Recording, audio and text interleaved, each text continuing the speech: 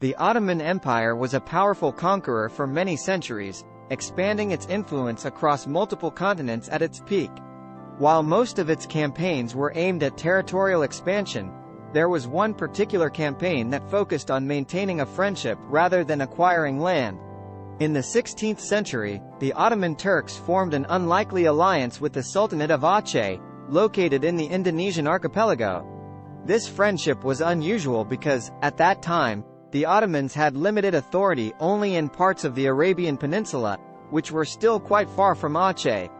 To reach Aceh, they would have had to cross the Arabian Sea, Laccadive Sea, and the Indian Ocean.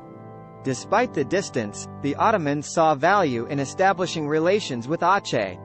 For Aceh, the alliance made sense. With the Portuguese having recently taken control of Malacca, which was too close to Aceh for comfort, the Acehnese sought the Ottoman support to resist the colonizers. They also hoped for assistance if the Portuguese ever attempted to expand their authority over the Aceh Sultanate. Additionally, Sultan Aladdin of Aceh had ambitions for territorial expansion towards Sumatra, and he saw potential in gaining Ottoman assistance. The first Ottoman fleet, carrying 300 troops from various ethnic backgrounds, arrived in Aceh in 1539. In 1564, Sultan Aladdin sent an embassy to the Ottoman Sultan, referring to him as the Caliph of Islam. However, Sultan Suleiman the Magnificent passed away shortly after receiving the embassy, leaving the alliance in the hands of his son and successor, Selim II. Sultan Selim II was eager to strengthen relations with Aceh and ordered an expedition to be sent consisting of soldiers, engineers, weaponry, and galleys.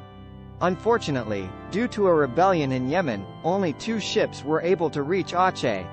Nevertheless, the Ottomans continued sending fleets to Aceh, solidifying their ties. Although the Ottomans did not provide extensive military support during Aceh's attempt to besiege Malacca, they did offer cannoneers and taught the Acehnese how to forge impressive cannons.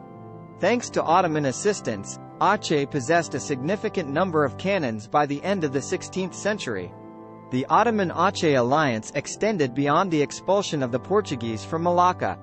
Military aid, commercial relations, cultural connections, and shared religion further strengthened the ties between the two states. The Ottoman Empire even allowed the Acehnese to fly the Ottoman flag on their ships. Additionally, a trade alliance formed among the Ottomans, Acehnese, and Venetians, posing a significant obstacle to Portuguese aspirations in the region.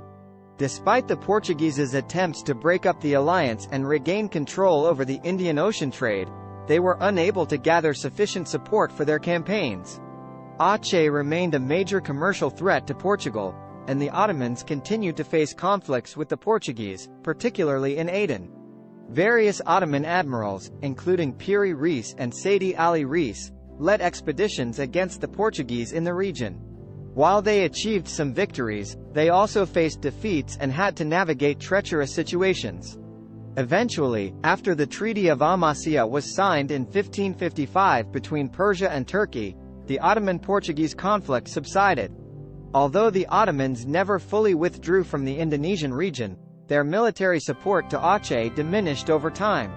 In 1873, a struggle erupted between the Dutch and the Sultanate of Aceh. The Ottomans intended to send military aid, but their ships had to be redirected to Yemen due to another rebellion. The war between Aceh and the Dutch continued into the 20th century until the Japanese invasion in 1942. Despite the limited military aid, the Ottoman-Acehnese alliance had a significant impact on Aceh's history. It provided trade opportunities and a loyal ally in Southeast Asia. While geographically and strategically challenging for the Ottomans, the alliance fostered positive relations and trade connections with Aceh and Venice. Ultimately, the alliance left a notable mark on the histories of both Aceh and the Ottoman Empire.